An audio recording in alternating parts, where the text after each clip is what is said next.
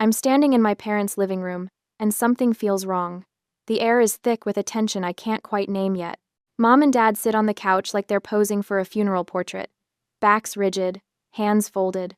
Tatum perches on the ottoman, dabbing at her eyes with a crumpled tissue even though her mascara looks perfect. Garrett leans against the wall near the window, arms crossed, radiating the kind of confidence that comes from never having to face real consequences. "Thanks for coming on such short notice, sweetheart," Mom says. Her voice has that careful smoothness she uses when she's about to ask for something big. I lower myself into the armchair across from them, my work bag still on my shoulder. "You said it was urgent." Dad clears his throat but doesn't meet my eyes. That's the first real warning sign.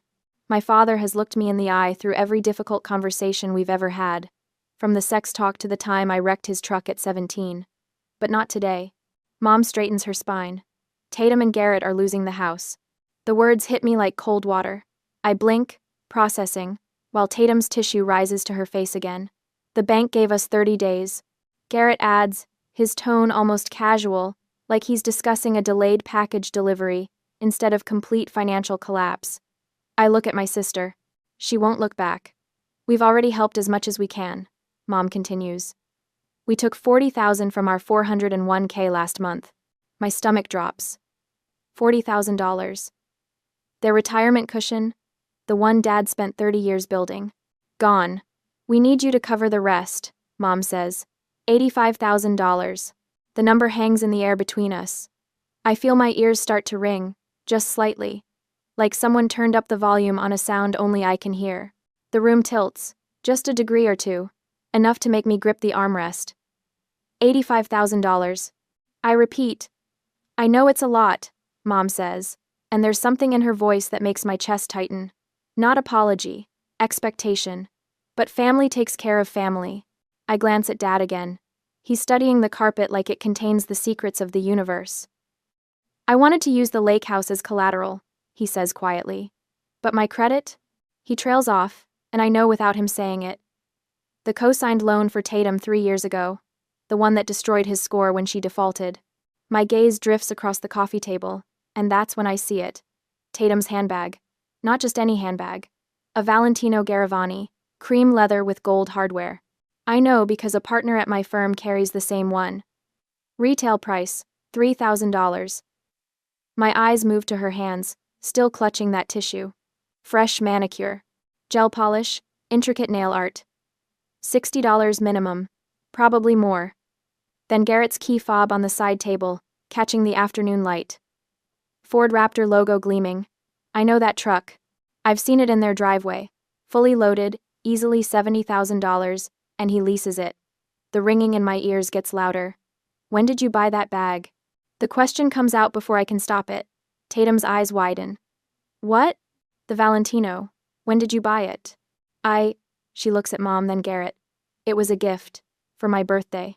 "Your birthday was 2 months ago." I keep my voice level. Professional.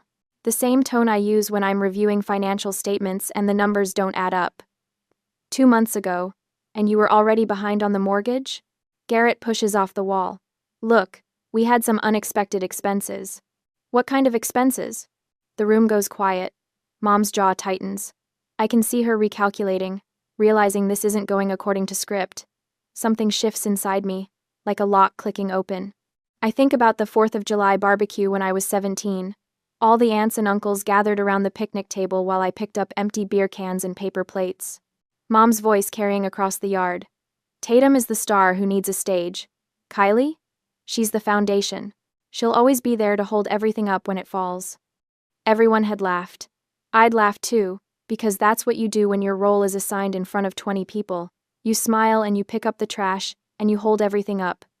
I'm 32 years old, and I'm still picking up trash. My hands start to tremble, so I press them flat against my thighs. I need full access to every bank account and credit card statement before I transfer anything. Mom's face goes blank with shock. This wasn't in the script. "Excuse me?" Tatum's voice pitches up. "You don't trust your own sister?" "I trust data." My voice surprises me with its steadiness. "No access, no money." Garrett steps forward, his expression shifting into what I recognize as his explaining to the simple woman face. "Kylie, I think you're misunderstanding the situation. This is about family, not some corporate audit. I'm a forensic accountant. I stand, and he actually takes a step back. I audit corporations for a living. If you want $85,000 of my money, I audit you first. Honey, Mom starts, but I'm already moving toward the door. Send me the login credentials for everything. Bank accounts, credit cards, investment accounts. Everything. I pause with my hand on the doorknob. Or the bank forecloses, and you figure it out yourselves. I walk out before anyone can respond, before Mom can deploy the guilt, before Tatum can cry real tears, before Garrett can mansplain finance to someone who makes twice his annual income. My car feels like a sanctuary. I grip the steering wheel, knuckles white, and just breathe for a moment. My whole body is shaking now, adrenaline flooding my system. But underneath the fear, underneath the lifetime of conditioning that screams at me to go back inside and apologize and write the check like a good daughter, there's something else. Something that feels dangerously close to freedom. I call Mom the next morning, coffee in hand, staring at the city skyline through my kitchen window. My voice comes out soft, compliant. Exactly what she expects to hear. Mom, I want to help. The words taste like copper. I just need the login credentials to structure this properly. Minimize tax implications for everyone. There's a pause. I can practically hear her recalculating, deciding whether to trust this sudden cooperation. Of course, sweetheart. Relief floods her voice. Victory. I'll text everything over right now. Thanks, Mom. I hang up before she can say anything else, before the performance cracks. Ezra watches me from the doorway, mug in hand. He's seen this before. The shift. The way my shoulders square and my jaw sets. He calls it my forensic accountant mode. You okay? He asks. I will be. My phone buzzes. A text from Mom. Screenshots of login credentials, passwords, security questions. Everything laid out like a gift, because she thinks she's won. I settle at the dining table, laptop open, legal pad ready. Ezra sits across from me, quiet support. The first account loads, joint checking for Tatum and Garrett. 3 hours disappear. The spreadsheet grows with each transaction I flag. My handwriting gets smaller, tighter, more controlled as the evidence mounts. Cabo San Lucas Resort and Spa. $12,000. 3 months ago. The same month their mortgage payment bounced. I pull up Garrett's freelance tax return from last year. There it is, buried in Schedule C deductions. Business conference. The IRS would have a field day with this one. Ezra. My voice sounds hollow. Look at this. He leans over, reads the screen. His face hardens. They went to Cabo while they were defaulting on their mortgage. It gets worse. I open another tab. Crypto Futures LLC, a company that no longer exists, according to a quick search. $30,000, transferred in 3 separate chunks over 2 months. All from their joint account. All losses. Did Tatum know? Ezra asks. I scroll through her individual credit card statements. Designer purchases, spa treatments, subscription boxes. Nothing about crypto, nothing about investment losses. I don't think so. But that almost makes it worse. Garrett gambling away $30,000 in secret, while Tatum maxed out credit cards on handbags. The pattern becomes clear as I work backward through 6 months of statements. Minimum payments on everything, late fees stacking up, interest compounding. And yet, $5,000 at Nordstrom, $4,000 at Sephora, $3,000 for new living room furniture. They were spending like people who'd already won the lottery, not people drowning in debt. I close the tab, the glow of the screen stinging my tired eyes. The evidence is irrefutable. The Cabo trip, the crypto, the lies. They're not just bad with money, I say, my voice trembling slightly. They're lying to everyone, including each other. Ezra looks up from his laptop, where he's been researching secured loan agreements at my request. I want to drive over there right now. No. Kylie. No. I close the laptop, stand up, walk to the window. The printouts are spread across the dining table behind me, a paper trail of systemic exploitation. I'm not confronting them until I have legal leverage. What are you thinking? I turn back to face him. The morning light makes the spreadsheet numbers almost glow. This isn't a rescue. This is a hostile takeover of my bank account. The clarity feels sharp, clean, like a surgical blade. They've already burned through Mom and Dad's retirement. I'm next. And if I write this check, there will be another emergency in 6 months. And another. They'll bleed me dry. Ezra crosses his arms. So what's the play? I'm not saving them. The words feel good. True. I'm restructuring them. He nods slowly. You need a lawyer. I need collateral. I pick up my phone, start typing notes. Secured loan. Real consequences for default. Something that makes them think twice before buying another handbag while they're behind on payments. Your parents' lake house. I meet his eyes. He knows what that property means to my family. Summer weekends, 4th of July barbecues, the dock where Dad taught me to fish. It's the one asset they have left that matters. Yeah. Your mom will lose her mind. My mom took $40,000 from their 401k without asking me first. I sit back down, pull the laptop toward me. She made her choice. I'm making mine. She made. Ezra reaches across the table, covers my hand with his. You're not being cruel. You're being sane. Something in my chest loosens slightly. Permission I didn't know I needed. I know. But my stomach still churns. My hands still shake when I think about actually presenting these terms. 32 years of conditioning don't disappear in a weekend. I spend the rest of the afternoon researching loan structures, default clauses, collateral requirements. Ezra makes dinner. I barely taste it. At midnight, I'm still at the table, drafting terms. 8% interest, monthly payments, 30-day default trigger, the lake house deed held in escrow. My phone sits face down beside my laptop. 6 missed calls from Mom, 4 texts from Tatum. I don't respond. Ezra appears with chamomile tea. You should sleep. Soon. He kisses the top of my head. I'll go with you. When you do this. Whatever you need. I need to do it alone. Okay. He doesn't argue, just squeezes my shoulder and heads to bed. I save the document, close the laptop, stare at my reflection in the darkened window. The foundation they built their expectations on is shifting. They just don't know it yet. The Facebook notification pops up on my phone Tuesday morning while I'm reviewing quarterly statements at my desk. Mom has posted a photo. I click it, and my chest tightens. It's from 5 years ago, the summer barbecue at the lake house. All of us squeezed onto the dock, faces sunburned and smiling. Dad's arm around Mom's shoulders. Tatum and me flanking them, looking like the picture of sisterhood. The caption reads, "Family sticks together through everything. Family first." She's tagged me, publicly. My phone buzzes, a text from cousin Rachel, who I haven't spoken to in 3 years. Your mom said you're helping Tatum. That's so generous. Another buzz. Aunt Linda. Family is everything. So proud of you. I set the phone face down and force myself to breathe. 47 comments already. She's mobilizing the extended family, painting me as the hero before I've agreed to anything. Creating a narrative where saying no makes me the villain. My phone rings. Garrett's number. I consider letting it go to voicemail, but something stops me. Know your enemy. Document everything. Kylie! Hey, glad I caught you. His voice has that aggressive cheerfulness salespeople use.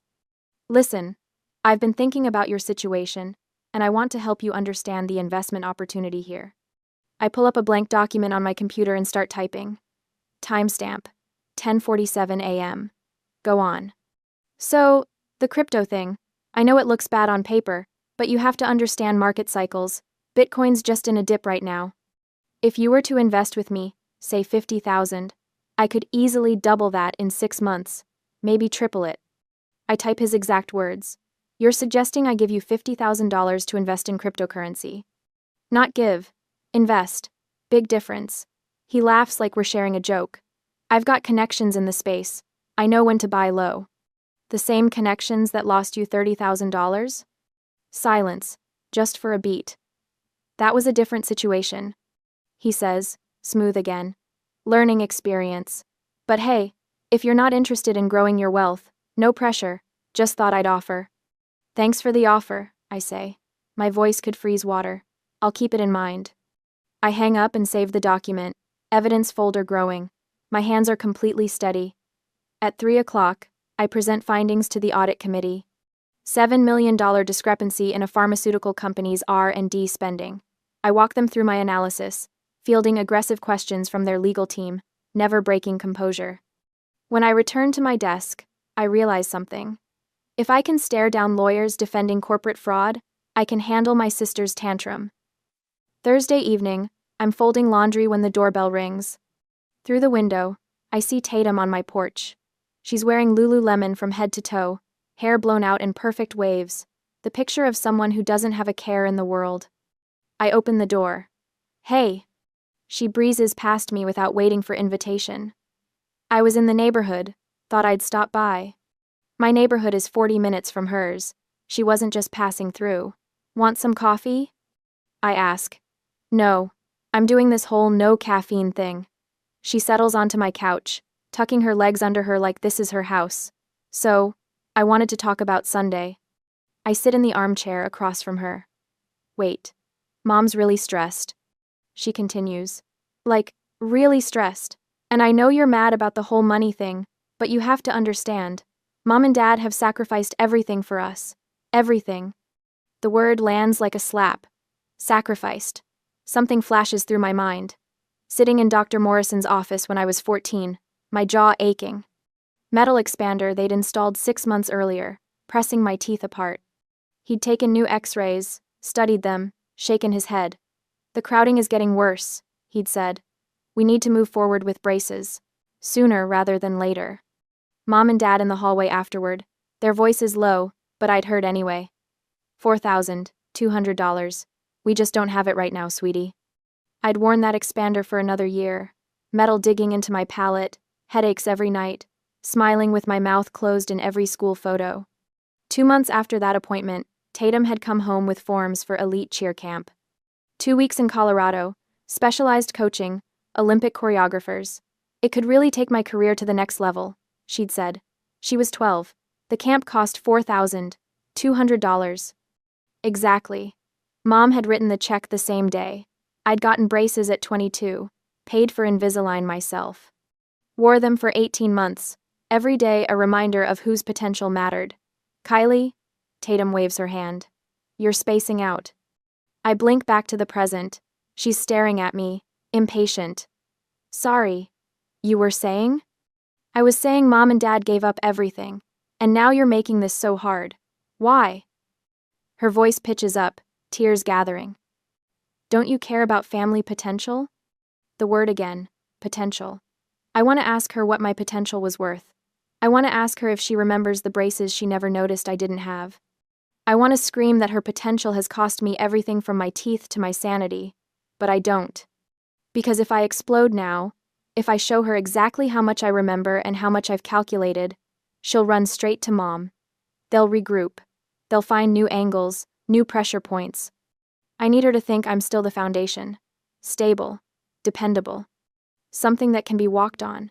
I know exactly what potential costs in this family, Tatum. My voice is quiet, even.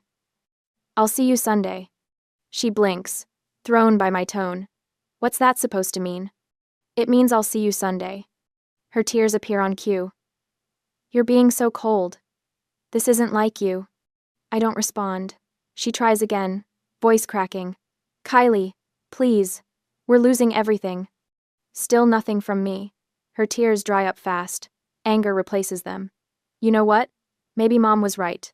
Maybe you do think you're better than us now. Sunday, 2 o'clock. I stand, walk to the door, open it. She stares at me like I'm a stranger, then grabs her purse and storms out, heels clicking hard on my walkway. Through the window, I watch her get in her car.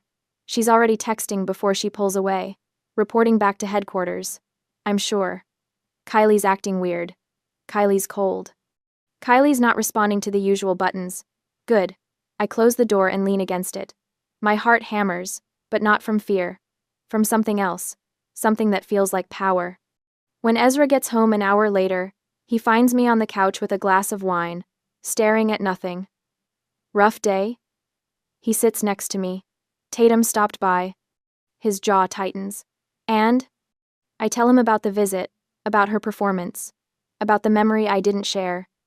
You know they're going to escalate, right? He says when I finish. Let them. I take a sip of wine. I've seen their finances. Every card they're holding. They're playing poker. and I can see their hand reflected in the window behind them. So what's your move? Sunday, I give them exactly what they asked for. I turn to look at him, just not in the form they expected. He studies my face. You have a plan. I have a complete financial picture they don't know I possess. I smile, and it feels cold even to me. I have the capital to buy their debt and their obedience. Kylie. They think I'm the foundation. I set down my wine glass. Foundations don't bend, Ezra. They crack everything built on top of them. My phone buzzes on the coffee table. Mom calling. I let it go to voicemail. Watch it ring until it stops. Then I pick it up, open my notes app, and start typing. Loan terms non-negotiable. Ezra reads over my shoulder as I write. He doesn't try to stop me. Friday morning, I sit at my kitchen table with my laptop open and a cup of coffee going cold beside me. The cursor blinks in the empty email draft, like a metronome counting down to something inevitable. Ezra leans against the counter, watching me. You sure about this? They need to think they won. My fingers hover over the keyboard. If they suspect I'm setting a trap, they'll lawyer up or run. I type carefully, choosing each word like I'm defusing a bomb.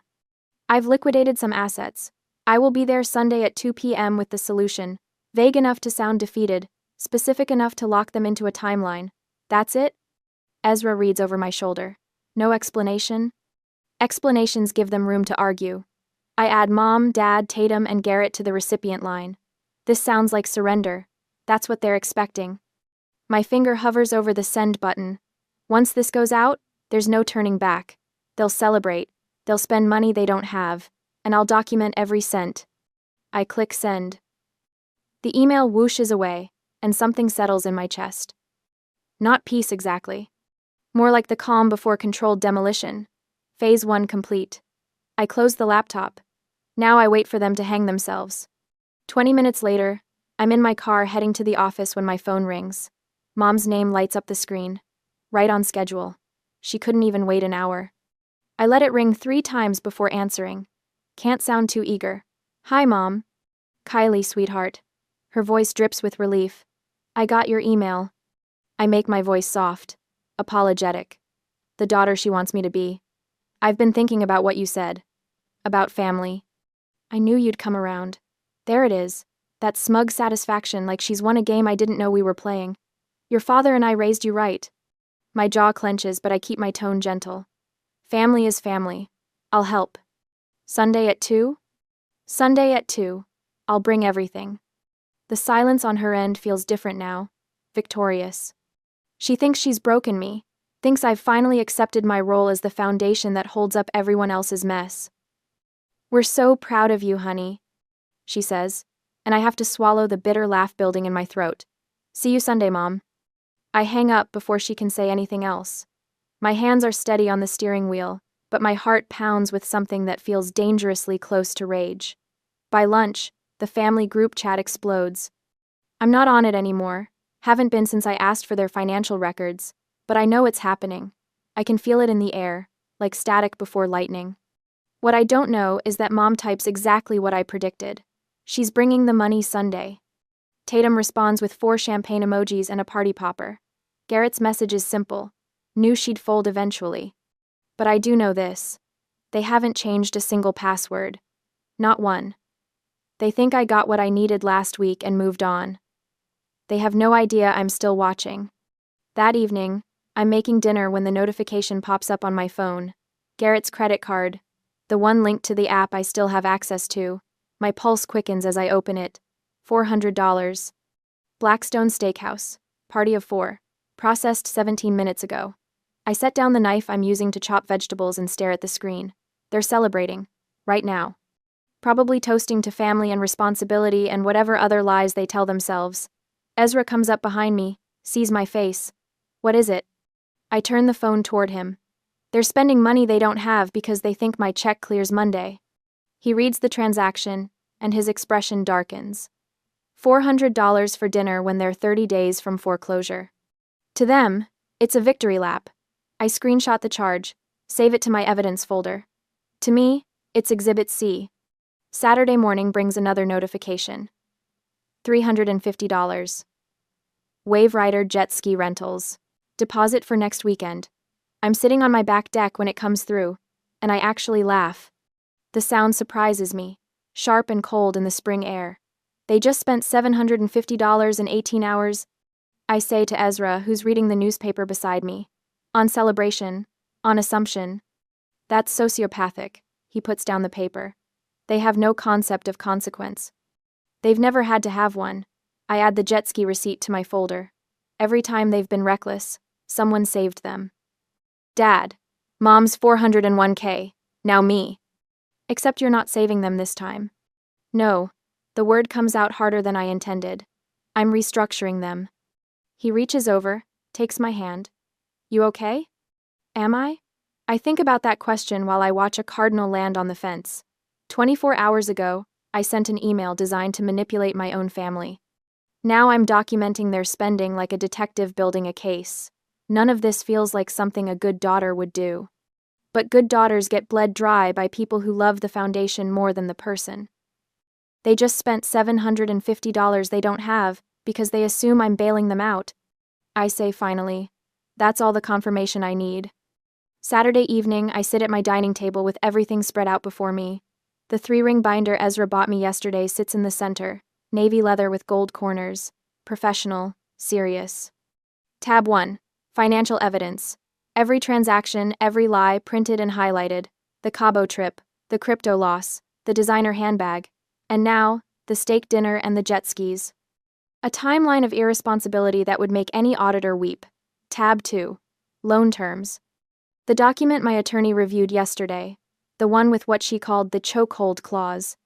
8% annual interest, above market rate but not usurious. The parents' lake house in escrow as collateral, and the nuclear option buried in Section 7, 30 days late equals automatic deed transfer. No court, no appeal, just done. Tab 3. The quitclaim deed, pre-drafted and ready for signatures. I review the terms one final time, my professional brain checking for loopholes they might exploit. The Ford Raptor must be sold within 60 days, proceeds applied to principal. Tatum must accept the receptionist position I arranged through a colleague. Full-time, no exceptions. Let them enjoy the steak dinner. I murmur, closing the binder. It's the last one I'm paying for. Sunday morning arrives with perfect weather. Sunny, 72 degrees, not a cloud in sight. The kind of day that makes you think good things are possible. I dress in my charcoal power suit, the one I wear for difficult client meetings. White blouse, minimal jewelry, low heels. I look like what I am, someone who means business. Ezra offers to come for the 3rd time. You shouldn't face them alone. This is something I need to do alone. I pick up the leather portfolio, feel its weight. They need to see that I'm not the foundation anymore. I'm the architect. The drive to my parents' house takes 20 minutes. I play Vivaldi, letting the precise mathematical beauty of Baroque music steady my nerves. My breathing stays even, controlled. When I pull into the driveway, Garrett's Ford Raptor gleams in the sun, freshly washed. I park behind it and think, enjoy it while it lasts. 30 days until it goes on the market. 60 days until someone else is making the payments. Through the living room window, I can see them gathered, the same configuration as 2 weeks ago, when this all started. Mom and Dad on the couch.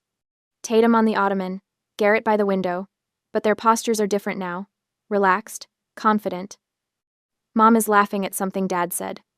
Tatum scrolls through her phone, probably already planning how to spend money that isn't hers. Garrett leans back with his arms behind his head, the universal pose of someone who thinks they've won. They have no idea what's coming. I pick up the portfolio, check my reflection in the rearview mirror. My face is neutral, professional, unreadable. The face I've spent 12 years perfecting in conference rooms and depositions. I walk to the front door. Through the glass, I see Mom notice me, see her face light up with that welcoming smile. The doorbell echoes through the house. The door opens. Mom's smile is wide, genuine, relieved. Come in, sweetheart. We're so glad you're here. I step across the threshold, portfolio in hand, and the trap clicks shut behind me. The living room looks exactly the same as it did 2 weeks ago. Same beige couch with the faded floral pattern. Same coffee table with the water ring Dad never got around to fixing. Same family photos arranged on the mantel, frozen moments of a version of us that maybe never existed. Mom and Dad sit on the couch in the exact positions they occupied during that first meeting. Tatum's on the ottoman again, but this time she's not bothering with the tissue. Her posture is relaxed, confident. Garrett stands by the window, and I can see his reflection in the glass. He's smiling.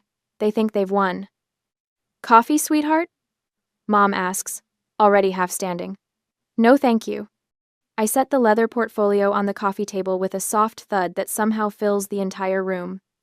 Mom settles back down, glancing at the portfolio like it might contain a large check. Which, in a way, I suppose they think it does. I take the armchair across from them, the same one I sat in 2 weeks ago, when my hands were shaking and my throat was tight with the effort of not crying. My hands are steady now. My throat is clear.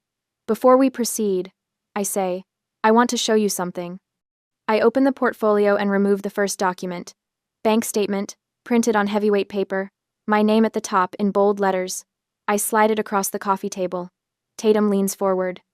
Her eyes go wide. $1.2 million, I say, watching her face. Net worth. I wanted you to understand that I can help. The question has always been, on what terms? Mom's expression shifts into something that looks like satisfaction, maybe even vindication. See? This is what happens when you're responsible. This is what the foundation is supposed to do. Garrett leans in too, and I can practically see the calculator running behind his eyes. Dollar signs reflected in his pupils. Jesus, Kylie, he says. I had no idea you were sitting on that kind of capital. We could really leverage this into something. I'm not finished. My voice cuts through his, sharp and clean. He stops mid-sentence. I pull out the second document. Transaction history. 3 pages stapled together. Certain entries highlighted in yellow. I slide it across the table next to the bank statement. $12,000. Cabo Resort. 3 months ago. Silence drops like a brick. $30,000. Crypto Futures LLC. Total loss. Hidden from everyone, including Tatum. Garrett's face goes pale. Tatum turns to look at him, confusion knitting her eyebrows together. $400. Blackstone Steakhouse. Friday night. $350. Wave Rider Jet Ski Rentals. Deposit. Yesterday. The air in the room changes. It gets heavier, harder to breathe. Nobody moves. You spent $12,000 on vacation while you were missing mortgage payments. My voice stays level, clinical. The same tone I use when I'm presenting findings to a board of directors. Garrett lost $30,000 in cryptocurrency and never told anyone. You spent $750 this weekend celebrating money you don't have yet. Now wait just a minute, Garrett starts, but I raise my hand. I'm not finished. He closes his mouth. I reach into the portfolio again. The loan agreement comes out next, printed on legal paper, every clause numbered and initialed by my attorney. $85,000. I say. Principal. 8% interest annually. Monthly payments of $1,450. Ah. Dad's face has gone gray. Mom's jaw tightens. Collateral. I continue. The lake house. Quitclaim deed to be signed and placed in escrow immediately. What? Mom's voice comes out strangled. If payment is more than 30 days late, ownership transfers to me automatically. No court proceedings necessary. I pull out the final documents. The deed, prepared by my attorney. 2 copies, both requiring signatures. Additionally, the Ford Raptor will be sold within 14 days, with proceeds applied directly to principal. Tatum will accept the receptionist position I've arranged at my firm. Salary $42,000 annually. She starts Tuesday. Tatum makes a sound that's somewhere between a gasp and a sob. This is extortion. Mom's face has gone red, her voice rising. You can't do this. No. I meet her eyes and don't blink. Extortion is draining your parents' retirement fund, then demanding your sister fund your lifestyle. This is a secured loan with market rate interest and appropriate collateral. Sign it or don't. Those are your options. You can't take Mom and Dad's house. Tatum's voice cracks, and these tears look real. That's their home. I'm not taking it. I'm securing it. Make your payments. You keep the house. Miss a payment. The house becomes mine. I pause. Given your track record, I'd say the collateral is appropriate. Dad sits frozen, staring at the deed like it might burst into flames. His hands rest on his knees, fingers trembling. Your father and I raised you better than this. Mom's voice has that edge of desperation now, the one that used to make me immediately backtrack and apologize. You raised me to be the foundation. The words come out cold, each one deliberate. You told me that at the barbecue when I was 17. Remember? Tatum was the star. I was the foundation. Mom's face changes. Recognition, then something that might be shame, flickering across her features before hardening back into anger. Foundations are cold, hard, and immovable. I continue. They hold everything up. You wanted a foundation? I lean forward. Here I am. I push the deed and pen across the table. The pen rolls slightly, coming to rest against the paper with a soft click. Sign, or the bank forecloses tomorrow, and I buy a boat with my $85,000. The seconds stretch out. 5 of them, maybe more. Garrett looks at Tatum. Tatum looks at Mom. Mom looks at Dad. Nobody has a counteroffer. Nobody has leverage. Nobody has another option. Dad picks up the pen first. His hand shakes so badly I can hear the pen scratching across the paper. He signs both copies, then sets the pen down like it weighs 50 pounds. Mom takes longer. She stares at the document, her jaw working, probably running through every possible alternative and finding none. Finally, her hand moves. The signature is tight, angry, each letter pressed hard into the paper. I collect the documents and slide them back into the portfolio. Every page, every signature, every clause that binds them to me instead of the other way around. Payment schedule starts next month. First payment due on the 1st. Don't be late. I stand and smooth my jacket. One more thing. Tatum, your interview is Tuesday at 9 a.m. The address is in your email. Don't miss it. I walk to the door. Nobody tries to stop me. Nobody says a word. My car is still warm from the drive over. I sit in the driver's seat, both hands on the steering wheel, and just breathe. In through my nose, out through my mouth. My chest feels tight, but not from panic, from relief. I pull out my phone and text Ezra. 2 words. It's done. The radio comes on when I start the engine. Classical station. Something by Bach, precise and mathematical and perfect. I drive home through the late afternoon sun, and somewhere between my parents' driveway and my own, the tightness in my chest finally releases. I don't need their approval anymore. I have their signatures. 6 months later, my dining room feels like it belongs to someone else. 8 friends sit around the table, voices layered over each other in the way that only happens when people feel safe. Wine glasses catch the overhead light. Ezra stands at the head, raising his tumbler with a grin that makes the corners of his eyes crinkle. To boundaries, he says. To chosen family. To living authentically. I lift my glass, and the chorus of agreement washes over me. These are people who earned their place here. My colleague Sarah, who stayed late 3 nights running when I was buried in depositions. Marcus and his husband, who threw me an impromptu celebration when my promotion came through. Not one of them has ever asked me to fix their financial disasters. The walls around us hold no family photos. I took those down in February. Now there are landscapes from the Colorado trip Ezra and I took in April. A sunset over the Pacific from our long weekend in San Diego. Travel memories that belong to us, not ghosts of obligation. Sarah refills her wine and laughs about her roommate drama. He keeps leaving dishes in the sink for days. I'm about to lose my mind. Marcus grins at me. Maybe he should move in with Kylie. She's got space. The joke hangs in the air for half a second. 6 months ago, that sentence would have sent ice through my veins. The memory of Tatum and Garrett, bags packed, standing in my parents' living room with expectant faces. Now I just laugh. The sound comes easy, no tightness in my chest. Never again. I learned that lesson thoroughly. Everyone chuckles, and the conversation rolls forward. No one knows how much weight that statement carries. No one needs to. Later, after the last guest leaves and Ezra loads the dishwasher, I tell him about the week. The promotion became official on Tuesday. Lead forensic auditor, my own division, my name on the door in brushed metal letters, $195,000 a year.